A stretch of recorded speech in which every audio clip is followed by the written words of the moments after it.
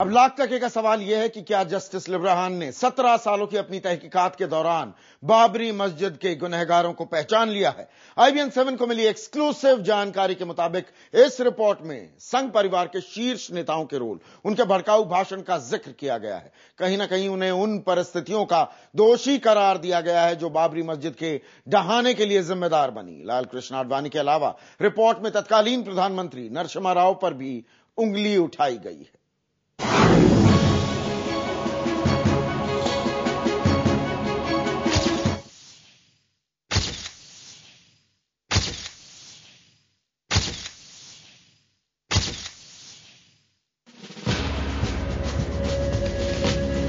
सत्रह साल, 100 गवाह, 400 बैठकें, 48 एक्सटेंशन और करीब 8 करोड़ का खर्च।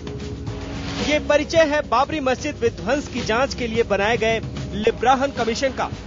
16 दिसंबर 1992 को बने इस हाई प्रोफाइल आयोग को महज 3 महीने में अपनी रिपोर्ट सौंपनी थी, लेकिन नतीजे तक पहुंचने में आयोग ने 17 साल लगा दिए। मंगलवार को जस्टिस MS लिब्राहन ने अपनी रिपोर्ट प्रधानमंत्री मनमोहन सिंह को सौंप दी।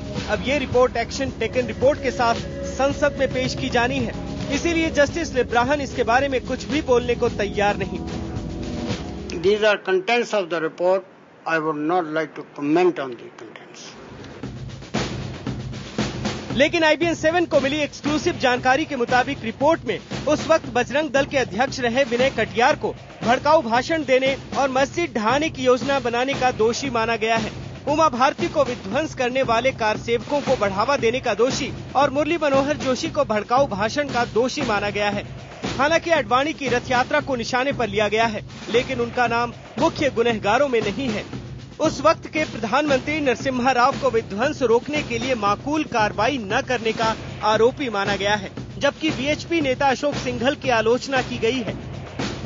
हालांकि आरोपी नेता रिपोर्ट की सच्चाई पर ही सवाल उठा रहे हैं।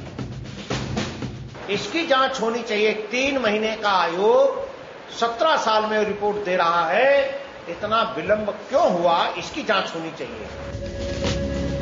बाबरी विध्वंस के मामले में CBI भी बीजेपी के 8 बड़े नेताओं के खिलाफ आरोप पत्र दाखिल कर चुकी है।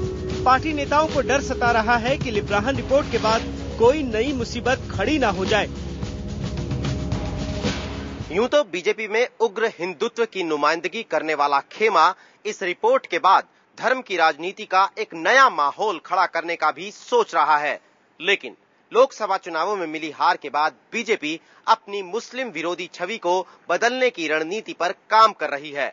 ऐसे माहौल में आई ये रिपोर्ट 17 साल पुराने जख्मों को कुरेद कर पार्टी की भावी योजनाओं पर पानी फेर सकती है।